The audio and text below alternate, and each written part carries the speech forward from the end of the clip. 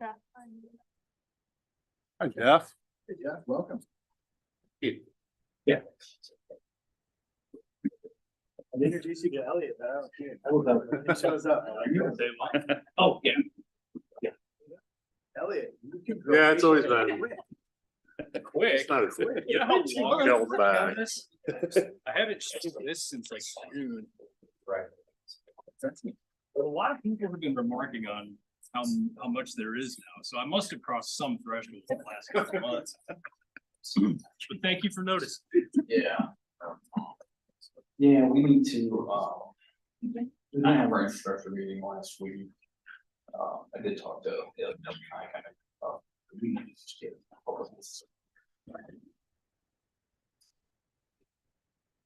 They can go to everybody. About that, saying this one, but, yeah. Yeah, we go back to our last game of the conference, right before Big 12 tournament.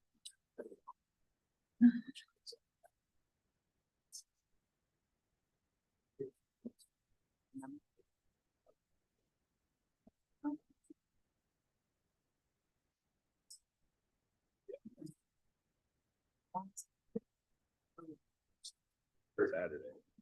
And it was like, by the end of the game, it was like the refs. Like it's great, like it's great. Wow, so Houston. Saturday. Houston beating each other, and then the Oklahoma State game. First half was a little bit, second half, any little nick, and it was just, come on. Usually reserved for Allen Field. Yeah. That kind of stuff. Yeah, what's the great women's game yesterday? They beat on each other? 107, 98. Seriously? 63 combined free throws. 50. Yeah. It was Like a 3-hour fun game? to watch. Yeah. Yeah. The game took 2 hours. No, 21 minutes. Oh my. Usually they're like an hour 45. Just. And looks like not on TV, so there's like no TV timeouts in that time. May have been on the plus, but yeah, regular, under 5 and quarter. That's rough. I was like, dude, I gotta go watch the Chiefs games. Like, we do that Now.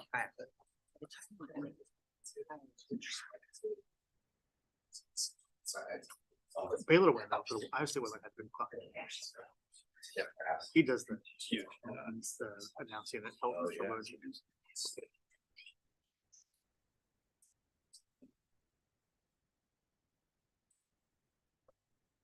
It's like, what? Who's the craziest?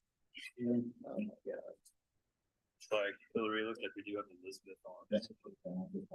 I know. On the mobile. Wow. Thank you. Sure. Like the best attendance ever. We know that audio's going on that.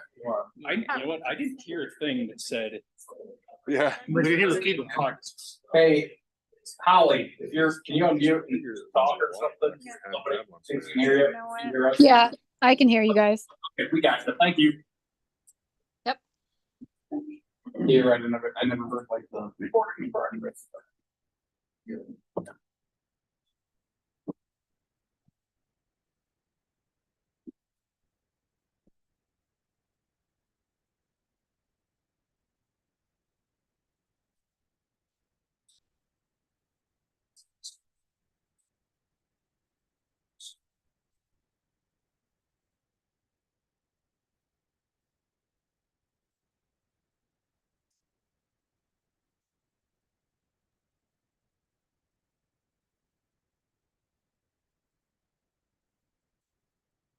Hey, Elliot. We recording it? Yes. Never mind. Hey,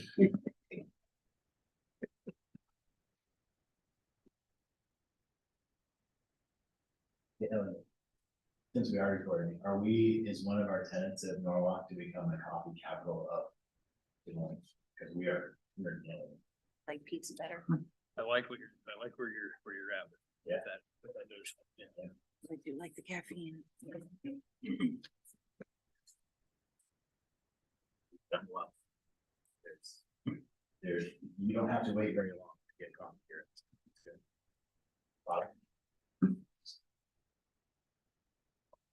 Good technology wise. Everybody ready? I will now call to order the January 22nd, 2024 Planning and Zoning Commission meeting. Hillary, would you call the roll, please? Samuelson, Here. Forrest, Here. Grant. Caldwell. Here. Thompson. Here. Steiger. Here. Reganator. Here. Item number 3 is the approval of tonight's agenda. Are there any additions or revisions to this evening's agenda? Hearing nothing, I'll entertain a motion and a second to approve tonight's agenda. Second motion. Or second. All in favor, say aye. Aye. Aye.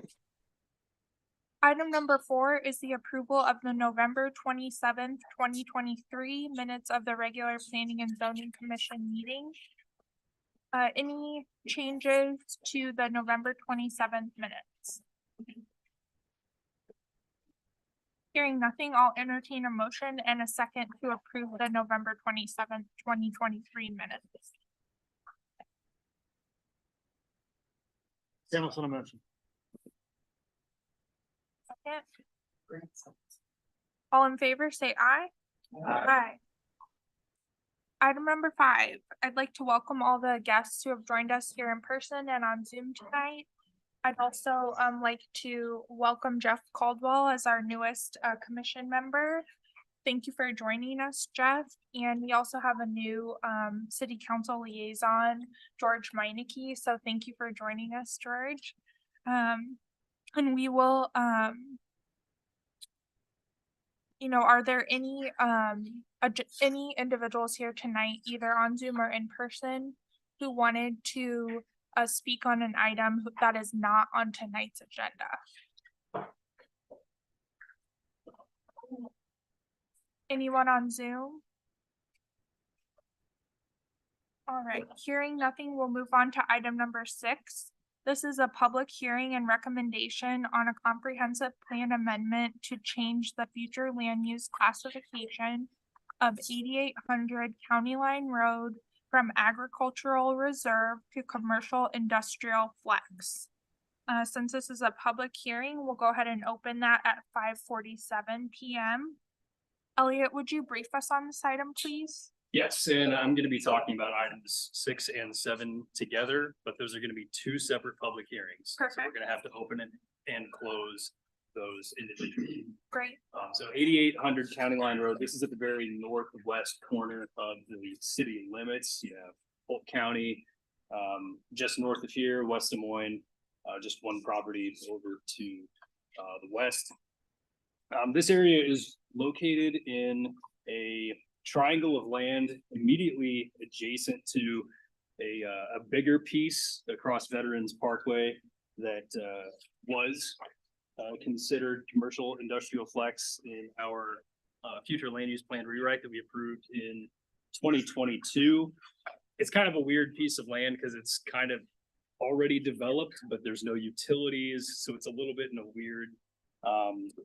weird state. So we kind of just left it as it was in the ag reserve, which is what it was in the previous comprehensive plan. Really could have been lumped in with the commercial industrial flex if we really wanted to. There is a business up there adjacent to the west. That property actually came before P&Z about 2.5, 3 years ago for rezoning to commercial, because there's a chiropractic clinic operating as a home occupation up there. But because of some expansions they wanted to do, they needed to get a rezoning. So city council has directed staff more recently to be prescriptive with what we do with rezonings. So we thought it was a good idea to make sure that the future land use plan matched a proposed zoning amendment, which is really the thing we're trying to get to with item number 7. The applicant, Mr. Maxwell, is wanting to tear down that building that is currently there. That's currently a non-compliant building from a zoning perspective. It's an accessory building with no principal structure. And so he's seeking to develop that property, and in doing so, remove that, build something new. His goal is to open up what would classify as a health/athletic club in our zoning definition, really what he wants to do is stick and ball sports training, I believe. So I know he's on our Zoom tonight. So he can speak more on that in a little bit.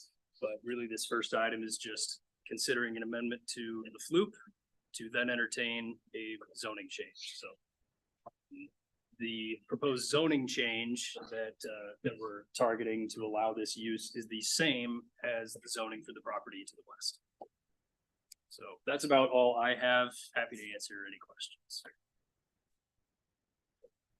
Would the applicant like to make any comment related to the comprehensive plan amendment piece of this item number 6?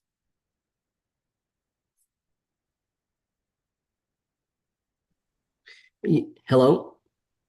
Yeah, yeah, thank you for allowing me to talk here. I do apologize, not in person. I got some illness at home here with a couple kiddos, so staying tight to home. Yeah, real quick, been working with the Warren County with talking about the septic, if this is able to be rezoned, working on that item. The soil test has already been completed.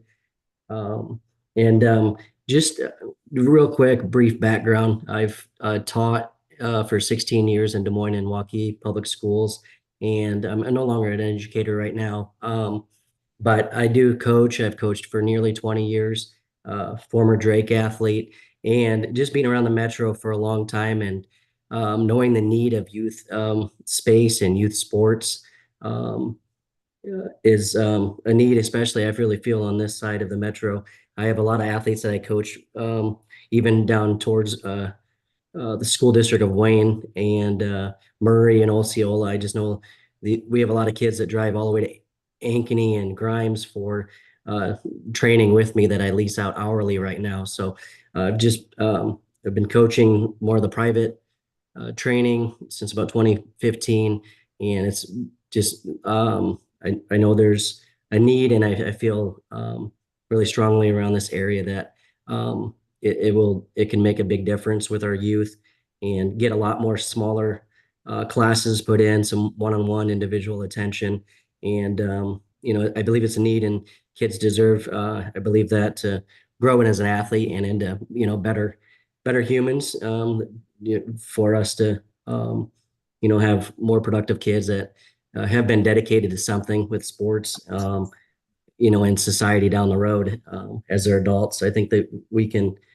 kids learn so much from training and working in a group setting, and just, to work hard, to be dedicated to something, become self-driven is what we really want out of, just training athletes, and obviously just not as just an athlete, just as a person. So that's kind of, I guess, my mission and goal, I guess, if you will, with that. And that's always kind of how I've coached and taught for years. So I'm yeah, and it'll be a strength training facility, strength and conditioning, speed and agility. There'll be some, if this all would be approved, cages, there's a nice focus on baseball and softball as well. I know Sluggers in Indianola is closed, and I know I have a lot of kids that use that would like another facility around here that's smaller and really focuses in on smaller group settings. I know there's a lot of different national brands and different bigger facilities. I being in Waukee for years, I think sometimes those are focused too much on profit and really not maybe teaching the kids and having them in large groups. And I feel if parents are going to invest in their kids, they deserve that attention. That's a lot smaller classes. Hey Josh, as we're talking about planning and zoning, can you give us a little bit more detail about the building and the structure? Yes. Yeah, so working with Elliot some on the scope of the building, and obviously it could shrink in size too, but I believe we're looking at no more than 90 feet by 80 feet. As far as that as a building, I'm at least started to get numbers with a couple construction companies doing more of a pole barn building that would I think look a lot nicer than the building that's there right now.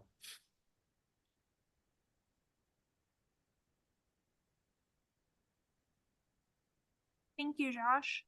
Are there any additional representatives you had on the call with us today or here in person who would want No. to speak on this item? Okay, No, great. just me. Yep. Any members of the public here in person who wanted to speak on item number 6? And anyone on Zoom who wanted to speak on item number 6? Any additional questions from P and Z? We'll save the deliberation for after we close the public hearing.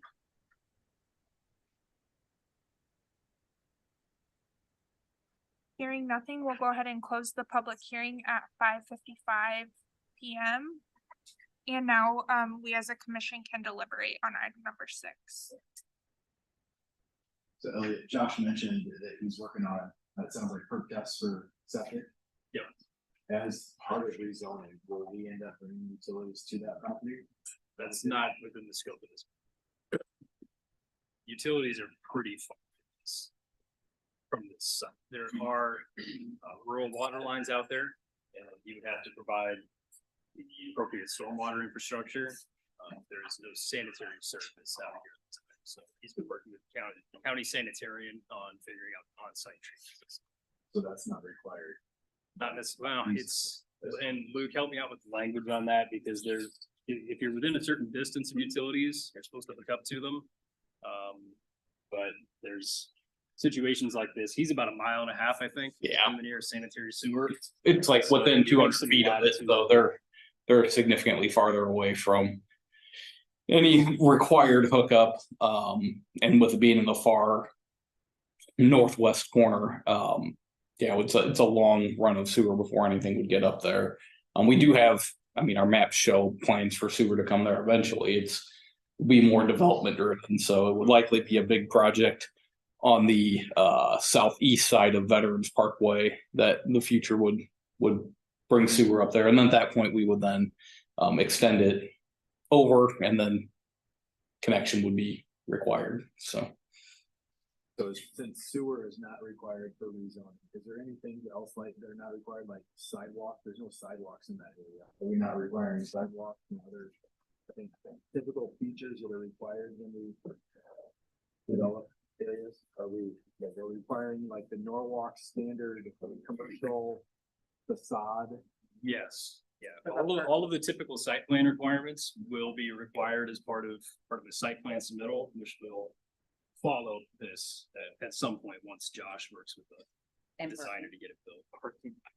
Yeah, parking requirements, landscaping, all of that stuff would still be on the table. Right. yeah, it's interesting. You make a good point about services, because we tend to see things get rezoned and developed in areas that have sewer because of its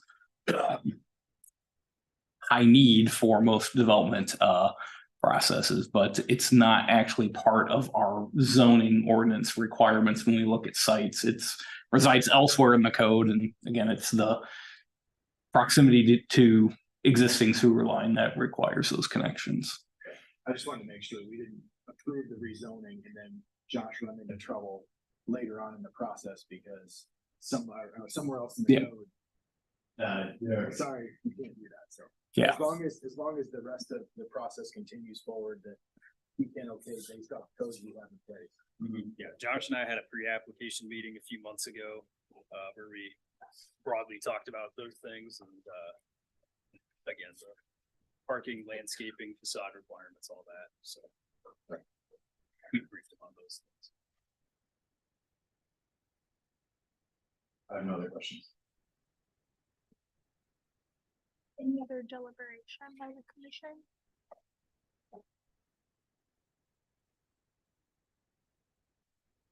Hearing nothing, I'll entertain a motion to approve the comprehensive plan amendment to change the future land use classification of 8800 County Line Road from ag reserve to commercial industrial flex. Grant motion. Steiger second. Hillary, would you call the roll, please? Thompson. Aye. Steiger. Aye. Samuelson. Aye. Forrest. Aye. Grant. Aye. Caldwell. Aye. Regenerator. Aye. Thank you, everyone. We'll move on to item number 7, which is another public hearing and recommendation on a zoning amendment to change that same 8800 County Line Road from RE1 Single Family Rural Estates to C1 Neighborhood Commercial. We'll open the public hearing at 6 p.m.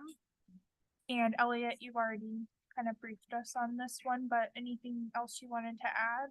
The only thing I'd mention is something that I'm pretty sure I put in the staff report, that the next door neighbor here who had his property rezoned a few years ago called me and expressed support for the rezoning. So, and the property to the south and east is right of way owned by Mr. So, nothing doing from that side.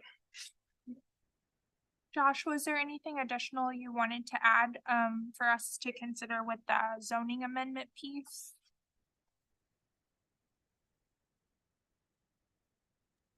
No, I don't have anything else to add with that. Great, thank you. Any members of the public here on item number 7 who wanted to make a comment? Anyone on Zoom for item number 7? Any questions by the commission? Hearing nothing, we'll go ahead and close the public hearing at 6:01 p.m. Probably the shortest one we've ever had. And now we can go ahead and deliberate as a commission. If there's anything further. Just one quick question, Ellie, you mentioned that to the south and east is, right of way. So that right of way does not encroach upon this property, correct? Okay. That's it, that's all I had, thanks. Any other deliberation? Hearing nothing, I'll entertain a motion to approve the zoning amendment to change 8800 County Line Road from RE1 Single Family Rural Estates to C1 Neighborhood Commercial. Second motion. Forrest will second. Hillary, would you call the roll, please? Steiger. Aye. Samuelson. Aye. Forrest. Aye. Grant. Aye. Caldwell. Aye. Thompson. Aye. Reginator. Aye. Thank you, everyone. Thanks for joining us, Josh. We appreciate it. Item number 8 is the public hearing and recommendation on an amendment to the Holland Point Planned Unit Development related to use regulations in PUD Parcel C. Again, this is a public hearing. We'll open that at 6:02 p.m. Elliot, would you brief us on this item, please?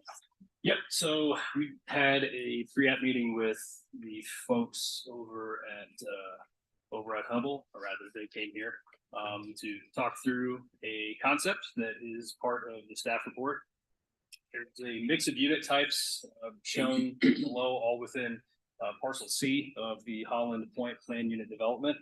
The original draft of the PUD stated that parcel C allowed basically any housing type that we have that's conventionally allowed in R1 to R4. Most of the concepting had a mix of apartment and townhome residential, and that's what we have in the concept here. And the reason that we're looking at doing an amendment is basically because of garage structure distribution. All of the townhome units that are shown on the perimeter of the land use parcel are 100% compliant with the parking regulations of the city. The only thing that deviates from the required off-street parking is if you count garage unit provided for the apartments. So there are 84 apartment units and 44 garages, which is a little bit over half. Typically, we would require 70% rather than 50%. It took me a while to perfect the math with this. But if we look at, that's the original concept. But if we look at the parking breakdown, the way that they ultimately come out based on our off-street parking regulations, they would be required to have 293 units based on, and this is combining townhome and apartment. So it's within the land use parcel, and within a PUD, we tend to do the math that way. They'd be required to have 293 parking spaces. If you add them all together, all garage spaces driveway spaces, and then the surface parking around the apartments, you wind up with 371. So really what the amendment is describing is reducing the garage requirement for apartment units from 70% to 50. It started out as a complicated amendment and ended up being really simple in the end, which is nice. But that's what we're here to entertain today. So happy to answer any questions about that. Maybe not on the math so quickly, but I know we have somebody here with us to talk about it as well. Would the representative of the applicant or the applicant like to speak on item numbers 8 tonight? Here, in person? Yep, I can jump in. Can everyone hear me? Yes, absolutely. Thank you. Yep. So my name's Kevin. And your address for Hillary, please. Sorry, well, can you repeat that? Could you state your name and your address for the minutes, please? Yep, Kevin Laurie, Development Manager with Hubble Realty. And address would be 6900 West Town Parkway of West Des Moines. Thanks, Kevin. Yeah, so thanks everyone for taking the opportunity to take a look at our site, getting the chance to speak with you. Elliot, I appreciate you giving everyone a brief on that. I do sincerely apologize for not being in person today. I had a death in the family today, so my presence was required here. I believe in person, we also have Caleb Smith of Hubble. He's a Vice President of Land Development. And so we're here just to talk about the multifamily portion of the Greater Holland Point site. So I think Elliot did a great job of kind of describing what we're looking at get accomplished here. You know, essentially, I think the one thing we're looking to do is, you know, like he mentioned, amend that 70% requirement for the apartment buildings here. And there's basically that's a twofold reason we're looking to do this. And one, it kind of aligns more with other projects that we've done in the past in other suburbs of the greater Des Moines metro. So we have other communities where this ratio comes out to about 43% garage to apartment ratio. You have another very successful one in Pleasant Hill. It looks like it's about 61% garage to just strictly apartment ratio. Those projects have proved very successful, and they're ones they're still working on. We're excited about. So with this, you know, I think the townhomes, as Elliot mentioned, those all have double garages. So fulfills that townhome requirement with garages for each one. And really, this is just to kind of bring the site all together and make sure everything works. So that's why we're here today, and we appreciate your support of this. Kevin, and condolences from the commission. Appreciate it. Thank you. What is the reasoning for needing less apartments, or I mean, less garages from the original proposed plan? Yeah, so it's kind of twofold. So, I mean, in other projects, again, successful projects, trying to get, you know, just trying to get kind of max density. We're not even at max density, but trying to get as many units that makes this project successful for the community and for Hubble as well. You know, that many garages we haven't typically done before. Like I mentioned, I think the highest we've even done is 61% using this specific ratio. And, you know, even that time, sometimes we don't get all of those garages rented as it is. So when you add garages, it is a little higher price point when you're renting out to apartment renters. But with that, we made sure there's sufficient parking on site. So service parking is like Elliot mentioned, we're looking at about 371 total. So really there is sufficient parking on this site. And really what that is when you look at our this site plan as a whole, there's a lot of different price points we're trying to hit. So, you know, we got some 3-bedroom, 3.5 bath townhomes going into 2.5, 2-bath townhomes, as well as 1 2-bedroom and 3-bedroom apartments. So really, we're trying to, you know, get a product here for many different price points of residents that are looking for something that can fit into. So that's the goal of why we're trying to kind of reduce the parking requirement here for garages. There's not demand for the full 70% is what you're saying? I mean, they're not that we've seen. If we saw that there was demand for 70%, you know, we would definitely do that. But that's just something that we've seen, and we've seen people be pleasantly surprised or approving of just having surface parking as well. So, Are these still? I believe I thought in the beginning you were planning on these when I was workforce development type apartments at a certain price point? I cannot say that, since I've been on the project that we've expressed these to be workforce, so I can't say that was the intent, at least at this point. It'll be market rate, most likely. Yep, market rate.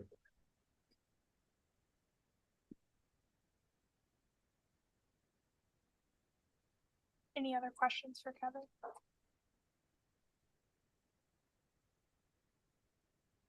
Did you want to make a comment, sir, on this item? Good evening, Caleb Smith, Vice President of Land Development, Hubble Realty Company, 6900 West Town Parkway. Kevin did a good job talking about it. This is just an interesting dynamic in Norwalk. It's kind of unique to this community, is that garage requirement for the apartments. And so as we started developing this project, we started trying to figure out how do we, one, maximize the density in here, increase the tax base as far as we can for the city, as well as make a project that works for us. And as we started looking at other projects we've done recently that have done well, the mixture of apartment and townhomes is clearly becoming something that succeeds. And the interesting thing is usually, and Kevin can probably confirm this, is the townhomes are what read first. So the question was asked about workforce housing and things like that. These are multi-bedroom townhome units, kinds of get shared.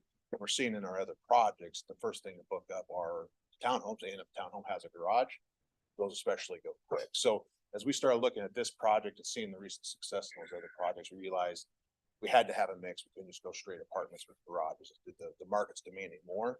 And so that's what's brought this idea in front of you. And to implement this plan, we just needed a little relief on a 70% garage requirements specific to the apartments, even though overall the garages provided are significantly more if you look at it in total. So it's almost more of a code cleanup thing. We're not trying to skirt anything. We certainly have more parking that's required, and we tend to fully implement it as we're showing. Other than that, that's all I have to add. Be happy to answer any questions you're going to have for me. Thank you. Any questions by the council?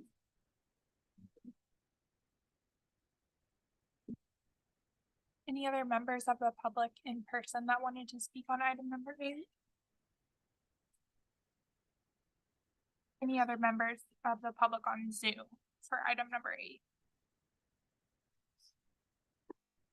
Do you have any drawings yet of these?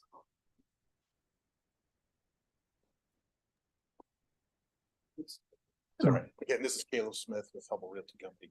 At this point in time, all we've got are concepts. We can show what we've done in other projects as we come forward with the site plan stuff. Some of this is still a little bit fluid. I know Kevin can probably tell you how many different variations we've worked through here over the past couple months.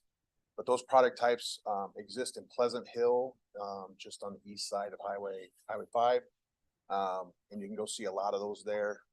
But I don't have anything with me to show specifically those units. I think it's still a little bit in flux in materials and architecture and things like that. Yep, that's correct. I can echo Caleb. Yep, the north and west townhome units that you've seen, we've done those in other projects. So if you look at our Ford 65 in Pleasant Hill, you'll be able to see those. And then also a new one in Waukee, the Rialto project. Those townhome concepts are in there. And then those apartments that you're looking at, those are generally kind of the Ford 65 layout. They're a little bit shorter than what you'll see at the Ford 65 in Pleasant Hill. But as of now, trying to get the site plan, figured out before we move forward with drawings.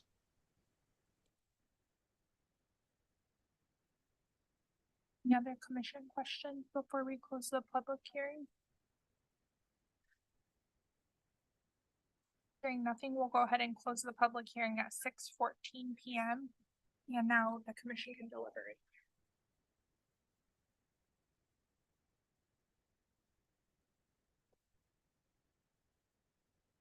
Elliot, I know high density housing is something new that we are excited to expand here in Norwalk. I think it provides kind of a diverse opportunities for us. So with that, have you heard from other cities around the area? Like, is our requirement of 70% too high? Should it be 70%? That's an opinion question. But we are higher than most, I think every community when it comes to requiring garages for all residential unit types. Townhomes might be an exception. We require one garage unit for townhomes. I'm not sure off the top of my head if that's more or less. It's probably closer to the center. Our 2-car garage requirement on houses is definitely the highest in Metro. I don't think any other community requires that. I would imagine that 70% for apartments is higher than most places. Have we ever allowed the 70% to be reduced in any prior hearings? I just can't remember that.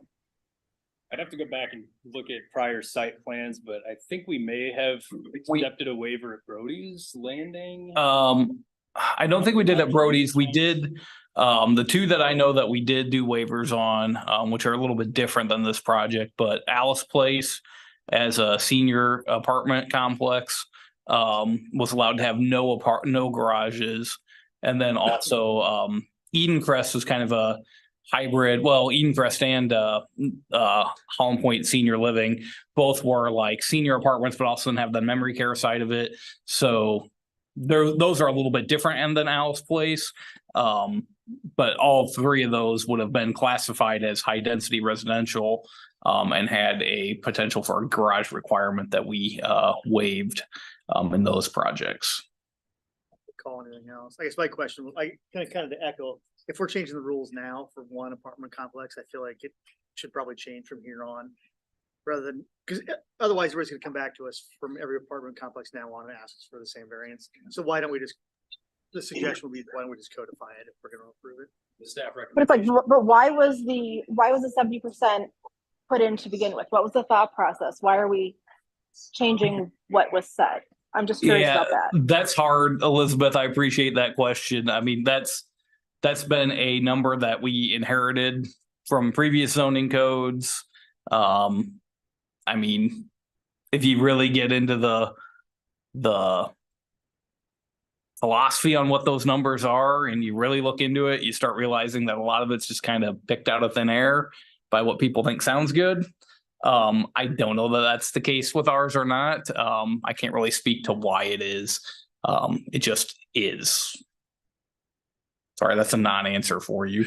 I think I'd echo Elliot. I mean, our code is somewhat restrictive in those regards with compared to garages than most other communities in the metro. I think it's been intentional in the past, but I don't know that we need to pursue that path moving forward. It's more restrictive, more costly. It drives up rents. It kind of drives up everything. It drives up project costs for everybody involved. And it makes sense that if they had the demand for it, they would do it because they would make money. So Yeah. I think that that's genuine in terms of the demand argument. Hey, Elliot, you told us not to question your math, but I do have one question. I'll go for it. I may not be able to give you an instant answer, but yeah. So my math question is, if the garage units that are available are used by those tenants as storage units, do we still have enough parking spaces? There is no rule in the zoning ordinance that says what you have to use your garage space for. And that's fine. I'm just saying, if So, now yes, those yes, the answer is yes. those vehicles move out of the garage into available parking spaces, do we still have enough? Yes, yes. So if, so the total is 80, almost 80 more than what's required, and they've got 44 garage spaces. Okay. So All right. yes, that would play out in that sense. That's my only math. I misunderstood your question at first. No, but no, I it wasn't, I don't care what they do with the garage. I'm just saying that most people, the thought is we build the garage to park your vehicle in. And if your math was including some vehicles being parked in garages, and now those garages are no longer used for vehicle parking, do we have enough spaces? Yeah. Okay, thanks. I thought it was gonna be like this A squared plus B squared equals C squared. Well, we can pull out Pythagoras. Make your square, your crosshatches. Oh, that's. Any other questions, Elizabeth? I don't think so. Anything else? Any other deliberation by the commission? This is my last question, I promise. Is this public or private road? This will all be private. Sorry, one more. those clubhouse parking, are they included in your numbers? Would people be? So will there be enough if they leave or to go over there? Or do they need a car to move over there? Well, because this is contained all within one site and Doesn't matter. my expectation from one citizen to another is that if you live in this area, driving to this clubhouse seems insane to me. That's just my opinion.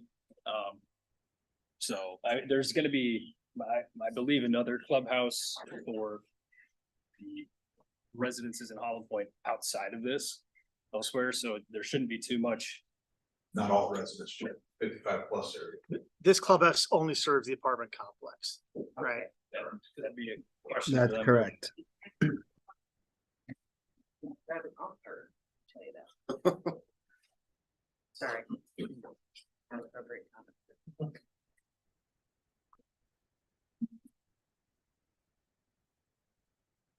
There's nothing further. I will entertain a motion to approve the amendment to the Holland Point plan unit development related to the use regulations in PUD parcel C with the suggestion to the council that with a consistent change going forward.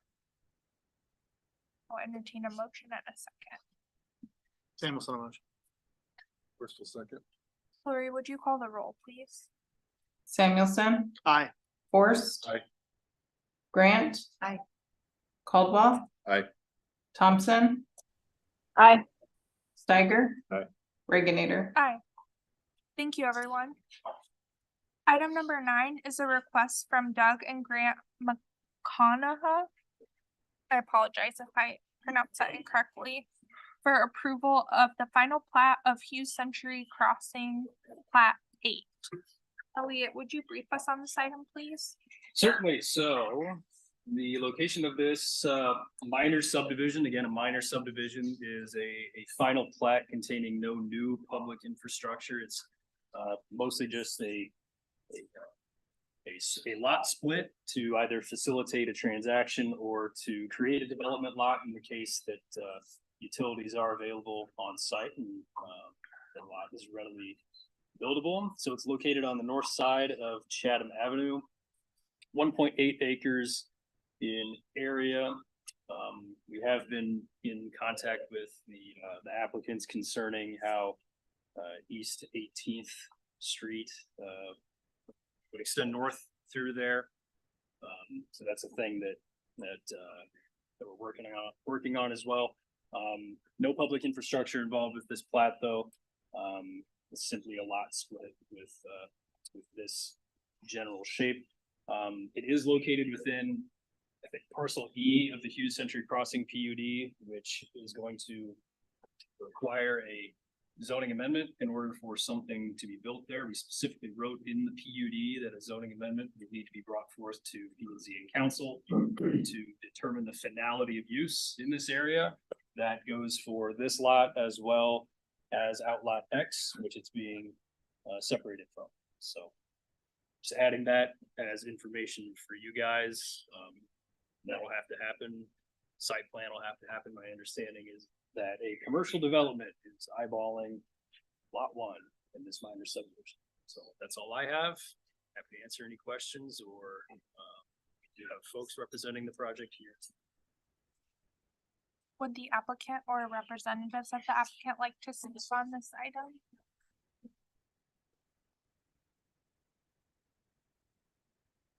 Good evening, members of the commission. Jason Ledden with Snyder and Associates. Our business address is 2727 Southwest Nova Boulevard in Ankeny. Here on behalf of the applicant, to Elliot's point, this is to facilitate a real estate transaction for lot 1 and to kind of split out lot Z. It is not quite determined what is going to remain on the remainder of outlot Z. But to Elliot's point, it is intended to be a commercial development on lot 1. And also, as he mentioned, we would come forward with a site plan and other details for that lot. We are in agreement to plat the right of way for East 18th Street north-south there. Understanding that will need to be a public street. And we intend to meet with staff to kind of plan out this area for street connectivity, whether it's to the east, to the hotel there, to the north, kind of how this all lays out. So our thought is we need to meet with staff and kind of give our ideas on how we see the rest of this plot. So I would be happy to answer any questions if you have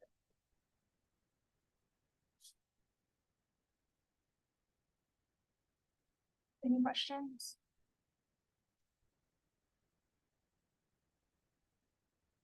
Thank you.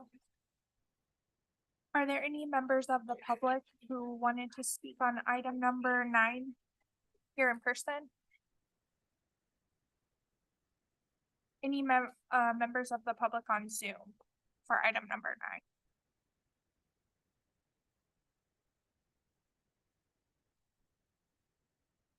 9? Any thoughts, questions from the commissioner?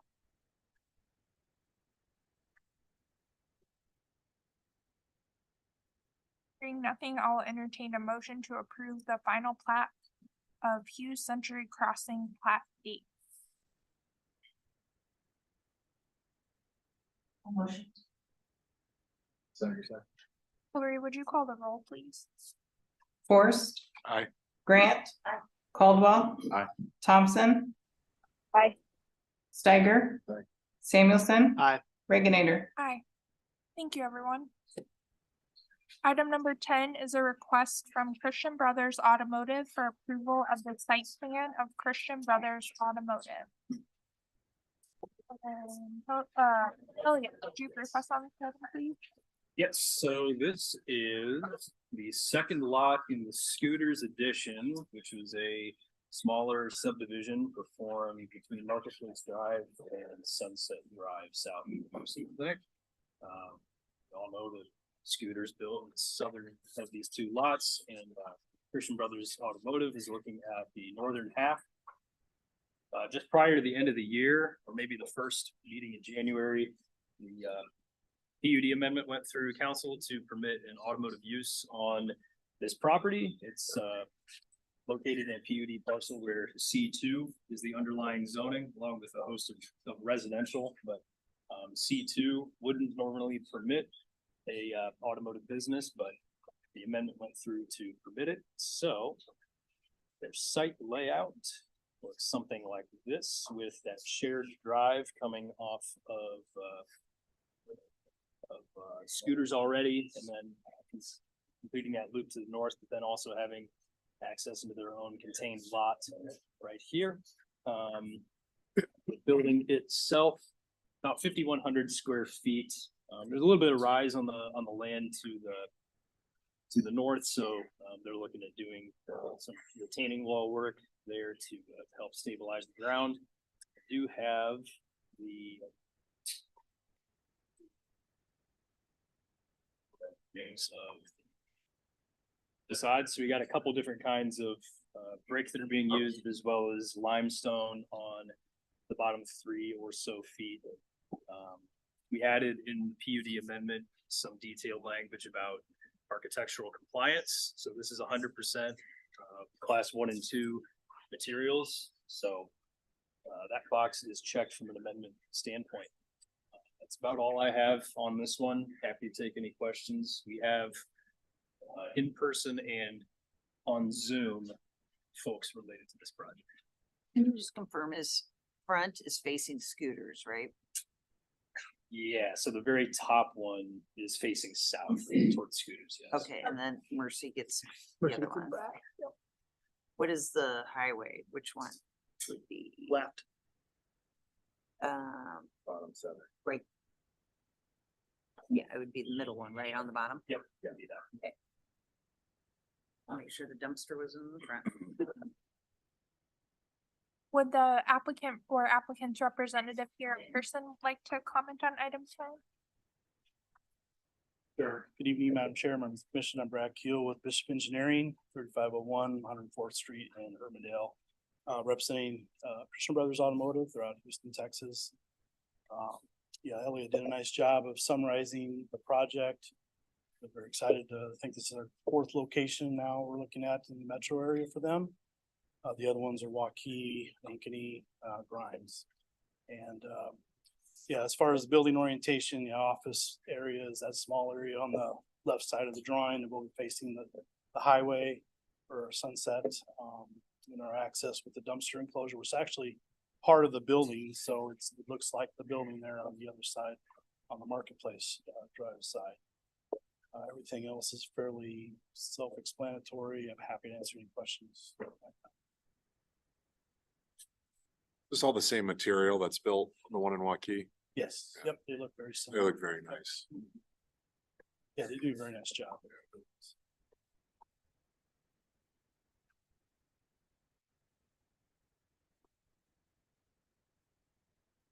Questions?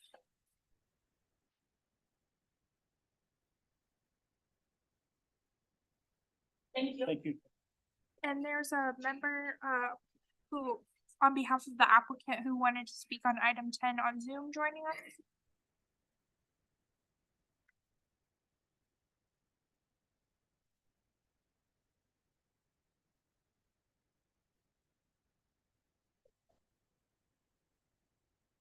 Any members of the public here in person or on Zoom who wanted to speak on item number 10?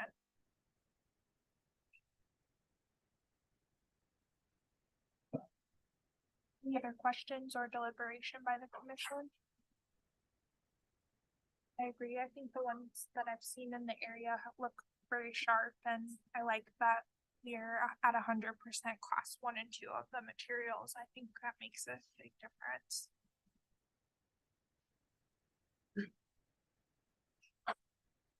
All right, if there's nothing else, I will entertain a motion to approve the site plan of Christian Brothers Automotive. First motions. Thompson, second. Hillary, would you call the roll, please? Grant, Caldwell. Aye. Thompson, Aye. Steiger. Aye. Samuelson, Aye. Forrest. Aye. Reagan. Aye. Thank you, everyone. Thank you. Item number 11 is a request from Greg Young for approval of the preliminary plat of Greg Young Plat 1. Elliot, would you brief us on this item, please? Yeah, it's hop, skip, and a jump to the southwest of our prior location. This is a pretty high level look at the future of that ground that is in between Greg Young Automotive, Beardsley, Highway 28, and Cedar Street. The land use parcel is the preliminary plats located within land use parcel 10 of the legacy plan unit development, which is largely for C2 uses. We don't really have any definite idea of who's looking to locate here. The landowner just wanted to try to get some of the road layout figured out. It's pretty reasonable what they're looking at doing, extending that private drive to the south.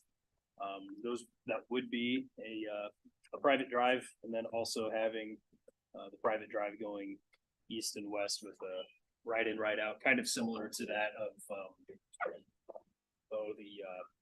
near Johnson Orthodontic on the west side of the highway, doing a right in, right out there. So these are pretty big lots that they've got in the preliminary plat. Lot 1 is about the same size as the McDonald's and Come and Go lot, but we are pretty confident that the other 3 will probably, at least one of them, will get subdivided again. Again, they've got some leads on some potential occupants, but nothing definite to my knowledge as of now. So mostly this is just for infrastructure, getting that stormwater underground and getting some roads in place. So happy to answer any questions on this, or if there are any.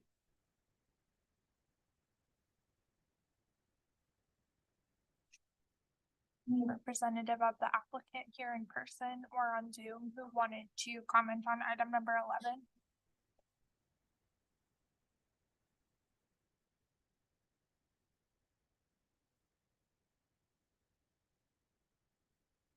Any questions or deliberation by the commission?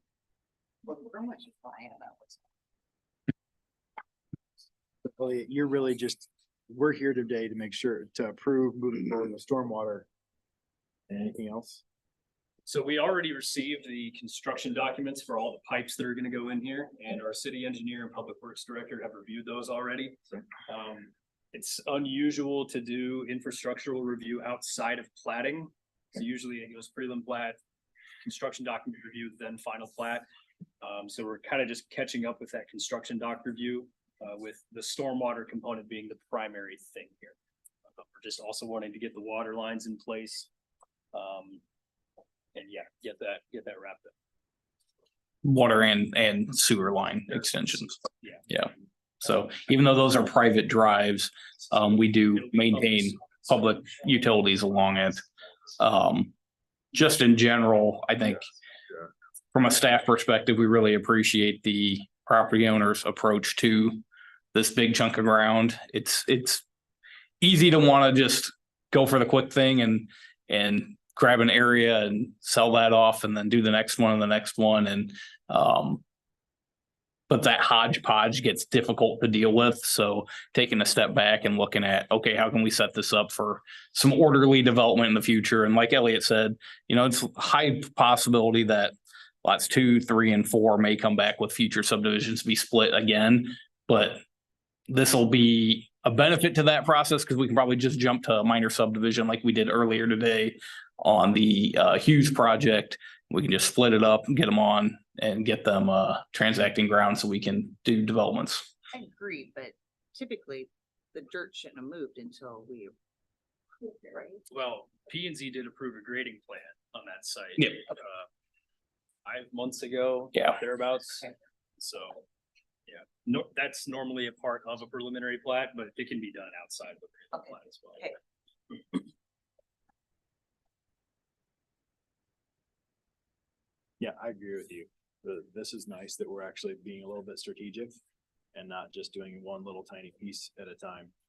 So now we can, I think, set ourselves up, not only our commission, but also our community and this section of our city for success. You don't see it too often where the landowner wants to do that work themselves, so. From a cost We always perspective- appreciate landowners investing in their own property. It's great. From a staff perspective, just to offer a little bit of commentary on what this could be. This is located across the street from high density residential in a senior facility.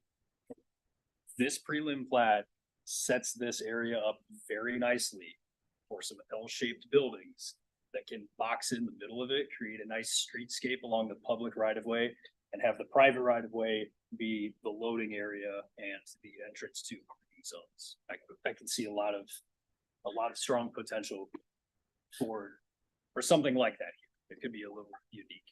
Would that require a PUD to change it to kind of more the town center type of zoning type of thing? We'll work with Potentially, applicants but and not necessarily. This is a big area. So Oh, yeah. even with Yeah, the that's fair. setbacks that we have, you could still do something like that. 30 foot you could make work. Yeah. So for context, Sunset Corner where Jimmy John's is at that building, you know, they made the decision on that property to not put the parking in front. So that building's a 30-foot setback. Still So works. I mean, it doesn't feel too close to the road. It doesn't also feel too far away from the road. So it works pretty well there. And Elliot makes a good point. There's lots of room there, but to AJ's point, there may be somebody that wants to come even closer than 30 foot. We can always entertain that through a PUD. And if somebody wants to plop culverts in the middle of it with a 70-foot setback, that's legal per our code too. Sounds like you'd love that. Elliot's There is a culver's that is not designed that way, and it's right next to an L station in Chicago. So I'd love to see that, like, if that was the Norwalk L station. Are you No, proposing no. elevators? We're getting way off track. It is next to a state highway. I mean, you could theoretically see that, 1,000 years in the future. Quick question, if you don't mind. Yeah, absolutely. Go ahead. Show my ignorance here. I'm either way behind or way ahead, probably way ahead of myself, but what about the detention pond on this site? It's not shown there, does that come later? On-site detention will be required as part of the site plan process for each of the individual properties that build. So if a restaurant wants to come in and build on lot 1, they'll have to do on-site detention. This area is served by the Holland Elizabeth Holland Park Regional Facility. So go to that pond. Yep, yep. Okay. So but the water does have to be slowed down on site first before going. Yeah, it's tributary to it, but it doesn't get detained in the park. They have to do their own detention on each lot. So.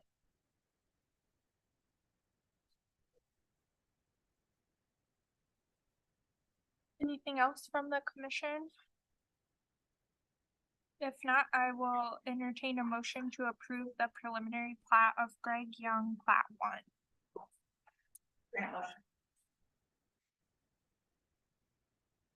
Second, Steiger second. Hillary, would you call the roll, please? Caldwell. Aye. Thompson. Aye. Steiger. Aye. Samuelson. Aye. Force. Aye. Grant. Reginator. Aye. Thank you, everyone. Item number 12 is a city council update from our new liaison, George Meineke. Well, Any update for us tonight, George? I do have some stuff, but Holly, she's online, but she's done this with me today. I could present this or hit the highlights, so it's kind of a year in review. Yeah, Holly, since you're joining us as well, what were your plans for the I think we also got that in our packet here too, George. So we can kind of jump back and forth between you and George, or however we want to handle that. Yeah, sure. I'd say whatever George sees in that he really wanted to maybe point out, he could sure highlight those. And then whenever he is done with his end, I would just touch on a couple points and a couple of items that are not in that packet that I could just give a quick update on. Thank you, Holly. One will be, I'll start with most thing that gets out the most industrial values from 2016 to 2023 is phenomenal. Creates a lot of tax space and doesn't produce a lot of kids, so we've always been kid rich and property poor, so hopefully we get property, which is wonderful. And I'll let Holly do the rest of that stuff. There's so much in there. I think you could have the highlights. But beyond that, learning my own role here as liaison. How did the prior David Lester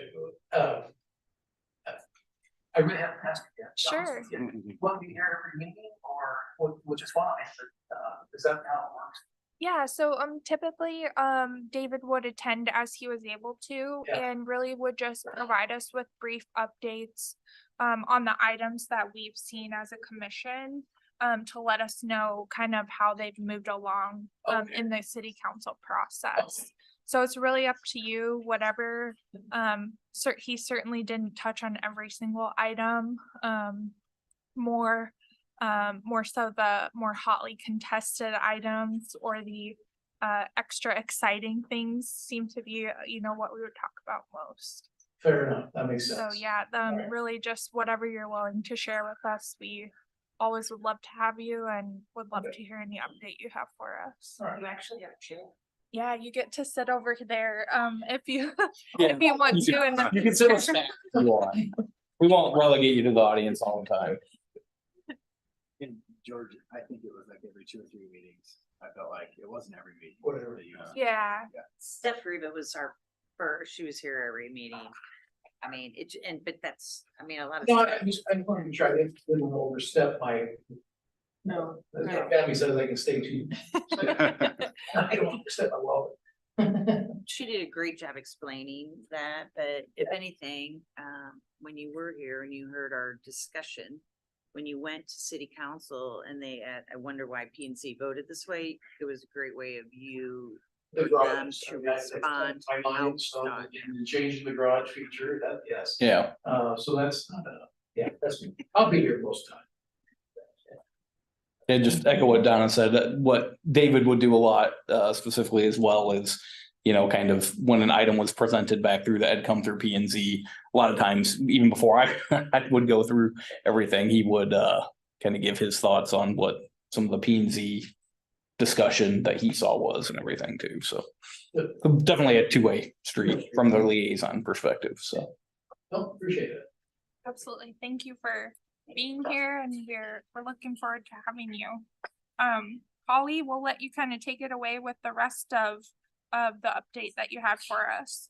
Yeah, sure. And I think I heard what George mentioned about in the review, and I think that was about the values increasing from 2016 to 2023. So that's kind of my main stat, I guess, that I like to reflect on, just looking back, because I can only really track, from when the economic development department was started. So that's just kind of fun to watch that every year and see those numbers change. And I always get them from Jean, our finance directors, to make sure I'm not seeing things I really want to see. But yeah, so I mean, just, generally speaking, that industrial value increasing in 7 years by 909%, and then the commercial value increasing by 102%. I mean, it's really good. It's really cool to see for a community this size that we are having that kind of industrial and commercial value increase, because that's really that's kind of the bread and butter. I know we have a lot. We're heavy still on residential, but the heavier taxpayers are, of course, the commercial developments, especially industrial, and it just goes towards the funding so much. It's such an impact on our community. So anyway, that's been really great, and everybody's played a really great role in that. A couple of the other points that I would just stop on really quick is, we had 20 new businesses that opened in Norwalk in the last year, and those are just the businesses that we worked with. So there's probably more that I'm not even really aware of or tracking. 540 new jobs. That's an 8% increase in the job market in 1 year. We had Michael Foods start their expansion, which is huge. That's a $146 million expansion, adding 132,000 square feet to their existing facility, and 186 new full-time jobs will be coming on this next year. We're in the process of the second certified site, and that's about 3 times the size of our current certified site. So the value of that is just going to be immense if we're able to, get that through and get that filled up with some good industrial development. And then we've had over $1 million in new sponsorship agreements that were secured through Sportsplex for the Norwalk Central and Sports Campus area. So that's helpful with all of the new things we want to see out there and provide to the public. And then the rest, you guys can just kind of read through in that packet and see just all the different businesses and all the different projects and initiatives that we had here in Norwalk. It's pretty exciting. And then in terms of just current developments and things that we're really pushing for and working on right now. So we've been working with this third hotel development group for, I'd say, about 1.5 years now. And they really came online at the same time as our other 2 hotels that are now, under some stage of development, and very, very much want to be in Norwalk. And they've been searching for the right piece of property for a long time, and just kind of coming up against one roadblock after another, because we really don't have a ton of available commercial space that fits the needs of, some of the specific projects. So we think we've got something figured out in terms of a site for them, but it's the same value as our other 2 hotels, 4 stories, 80 rooms in that arena. The gap that they would fill that we don't have right now with the other 2 existing hotels is they would have a lot of the extended stay suites. And so our other 2 hotels have some of that, but their mix is much higher. So it would really kind of cater to a different piece of the market. So at the next city council meeting, we will have the developers there during the work session. So if you are interested in kind of hearing about that project and seeing what needs they might have and what we're working on, that will be discussed at the next council meeting. Quick Star, I should have added this to the upcoming dates of importance. That's the top page of your packet. But Quick Star is doing a big kind of hiring spree here in the next couple of months. I think it's pretty much every Tuesday in March and April, all day, like 9 to 4:30, starting their hiring spree. And that will be held at Exit Realty and our library. So if you guys want any more information about that, just let me know. We'll be getting it out there too in the social media promos and stuff. We have 3 grant applications in motion right now that if we're awarded them, we could receive about $3 million, and they would go towards a couple different projects. One is a RISE grant through the DOT, and that's to help us pay for the extension of Delaware, because we will be extending the pavement of that road, basically to go to the end of this new certified site that we're working on. We already have development in that area that needs it, so it would help towards that. The other grant is through the state of Iowa, and it's called Destination Iowa, and it would help pay for some of the really kind of cool aspects that we're looking at putting into the Norwalk Central Park next to our field house in Norwalk Central. and Parks and Rec Department have a bunch of really cool things that they're planning out. I think a few that we could probably mention would be a year-round skating rink. So it'd be ice in the winter and roller rink in the rest of the year. An amphitheater band shell. We have the Norwalk of Fame that runs along the east side of that park. It's a really big deal because we have holograms and super cool things going on with that Walk of Fame. So some of this funding would go towards that. So we've got our fingers crossed that we'll get selected for these grant applications. And then the other thing is just that we've got a lot of interest from really large data centers. And this has been kind of floating back and forth the last year with these data centers. But in the last, I'd say 3 months, they've gotten really serious. And so to the point of flying here from California and other states where these groups are from, and just wanting to meet face to face with the landowners, even before they do much with the city end. I mean, they've gone straight to the power. So they've gone straight to Mid-American Energy, find out what sites in the state they can be served just with power and gas with the needs that they have. And then they go from there to the communities. So it's getting pretty serious. We do have the ability to have these types of projects in Norwalk on the southwest side. But what we're really come down to is the willingness of landowners. And that's always the case with any development. So we're just going to, play our role in it and hope that between the landowners and the developers, they can at least get to, point B so that we can take over again and start working on those projects. But they just have such immense value. I mean, these projects can be valued up to $1 billion. So as far as the tax base, it's pretty enormous. They don't require, excess amounts of employees. They have, 40 to 80 high paid engineers and IT tech. So it's just a really good type of project to get. So we're working really hard on those. And then lastly, I would just say that on the recruitment end of the things that we're focusing on trying to bring into Norwalk would be a high-end steakhouse, a Mediterranean Italian type food. We have a couple of other fast casual national food brands that are looking pretty hard as well. We're still working on recruiting product-based retail. So, like your TJ Maxx, Marshalls, sporting goods type stores, home goods, because we want places that people can walk in and buy a physical product. So we're working pretty hard on that. And then like a specialty foods type place. So, your Whole Foods and Trader Joe's types of locations. So that's kind of what we're working on right now in general. But, please feel free at any time to reach out to us with any questions on anything at all. Great. Thank you so much for the update, Holly. You're welcome. Luke, you're up next. What do you have for Yeah, us? so the big one is we're doing a special census. So I hope you've seen some of our stuff out there on the website and the Facebook and all that. What we're doing right now with that is recruiting staff for that because it's not the decennial census. We've actually had to hire U.S. Census Bureau to do this for us. Basically all they do is kind of help run the thing. They don't give us any resources as far as hiring the staff, outreach for the actual special census itself. So that is all on the city to do. So Lindsay, our city clerk, and myself have kind of had that process up. Right now we're trying to recruit 100 applicants for field reps, and there's 4 supervisor roles that they'll hire to, though those positions won't get posted until February. So as of I think it was midweek last week, we had 1 applicant. So ask for you guys. Tell the people in your lives about the special census and that we're hiring. There's a training in May that you got to do for it as a field rep. And then you work July to mid-August, 20 to 40 hours a week, really kind of at your own pace and how much you want to do.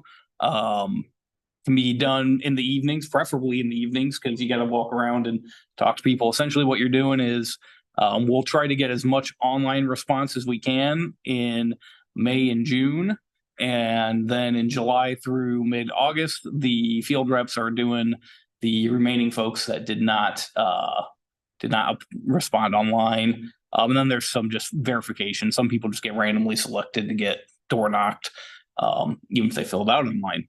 So we'll do that. So again, if you know people that might be home for the summer, got a kid, you have to be 18 years old. So if you got a kid yourself that's going off to college soon, tell them to do it, niece, nephew, neighbor kid that you need to get off the streets, you know, whatever. We need applicants. So we'd appreciate any help with that. Feel free to share our Facebook stuff.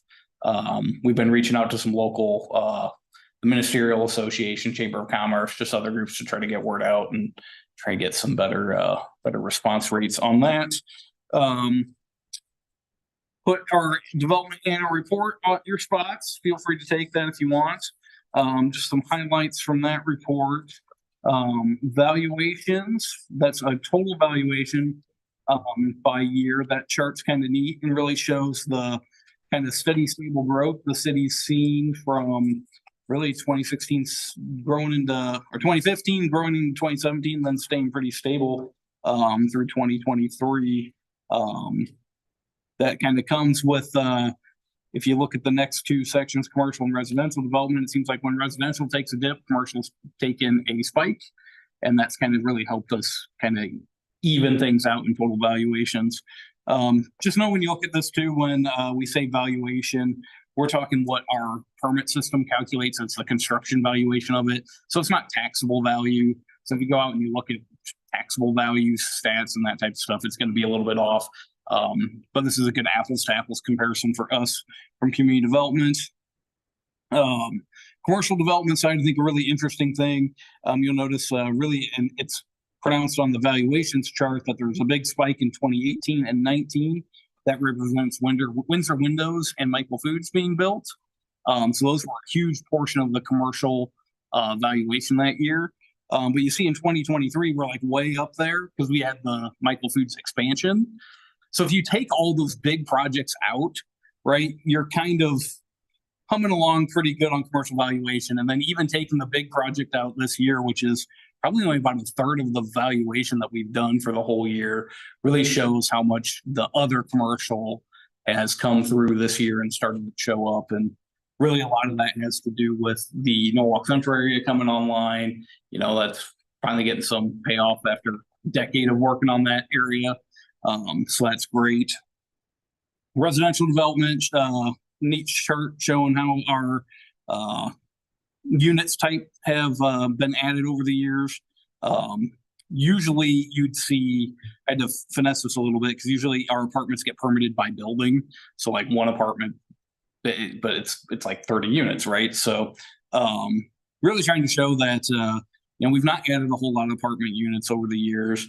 So when we do have these high density opportunities like the Holland Point project that you guys looked at tonight come up, it really does help us move the needle in that high density regard. Another thing, and you won't see it until later on in that Holland Point process, but something to remember when you're looking at that layout, and Andrew, you asked the question about public or private roads. So that Holland Point development have 130 housing units in it roughly. It's going to have probably 400 feet of street frontage, which means 400 feet of street frontage that we have to maintain for 130 dwelling units. Same thing with water and sewer and all that. Saddle Ridge, which is a new subdivision we approved earlier this fall, about 150 housing units, probably has, what do you say, 3/4 of a mile of roads, Elliot? And then associated infrastructure with all that. So I'm really trying to drive home that point that our higher density stuff can really help get housing units, help get population boost for all of the amenities and things we want to have in town, but doing it in a responsible manner too that doesn't necessarily hit our budget as much when it comes to the long-term maintenance that we have for that infrastructure.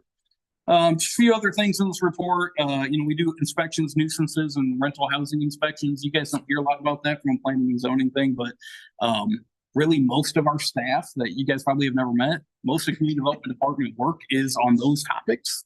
In addition to the permitting, Hillary, as much as she is great doing minutes, spends maybe 10% of her time doing minutes and the rest of it doing our permitting stuff and all of that. And really just one of the reasons why I put this whole thing together, there's a lot of other stuff about future plans in there you can read through. But I just wanted to use it as an opportunity to really highlight the work our department does and our staff does. Again, you guys see Elliot in these meetings all the time. You see me, you see Hillary, but you don't see our inspectors. Hopefully you don't see them out there. They're not doing nuisances at your properties. But you know, they do a lot of work to make sure that everything that gets built in town is built safely. That we don't have to rely on our public safety folks, right? We want people to have safe buildings and not have problems. So that's really a big component of it, and we really thank them for all that they do. So that's all I've got. Thanks for listening to my TED Talk. Thank you, Luke. Elliot, any update for us? Nothing specific. I do believe that I'll have agenda items for our next meeting, so just keep that on your radar. I believe we have a 2-week break, if I'm not mistaken. So it's never a bad thing, right? So. Great. Well, our next meeting will be February 12th at 5:45 p.m. And I will now entertain a motion and a second to adjourn. Grant motion. Bagger second. All in favor, say aye. Aye. We are adjourned at 7 p.m. I'm not gonna kill the YouTube just yet real quick. Josh, if you're still online, did you have a question for me before you hopped off?